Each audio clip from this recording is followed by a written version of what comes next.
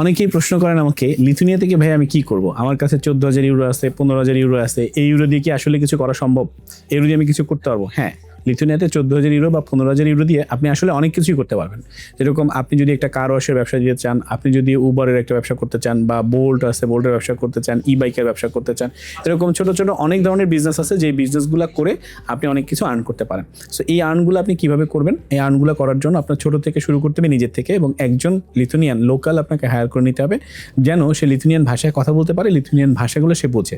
যদি লিথুনিয়ান ভাষায় কথা বলতে পারে, লিথুনিয়ান ভাষাগুলো সে যদি বোঝে, তাহলে কিন্তু এই বিজনেস করা খুব সহজ হয়ে যায়। কারণ হচ্ছে ওই লিথুনিয়ান ভাষায় কাজ করলে, যারা লিথুনিয়ান ভাষায় আপনার এই সাইকেলগুলো ভাড়া নিতে চায়, উবারগুলো ভাড়া নিতে চায়, কার ওয়াশ করতে চায়, বা ছোট ছোট রেস্টুরেন্ট করতে চায়, তারা কিন্তু এই কাজগুলো কভার আপ করতে পারে।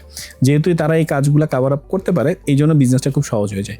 সো আপনি তাদেরকে সাথে নিলে আপনার বিজনেসে কি হয়, আমাদের যেটা একটা যদি বিজনেস আপনি ফরমেশন করেন 41 ইউরো বা 42 ইউরো খরচ হয়, এই টাকাটা যদি আপনি উঠে ফেলতে পারেন, তাহলে কিন্তু আপনার জন্য খুব সহজ হয়ে যায় লিথুনিয়াতে বসবাস করা।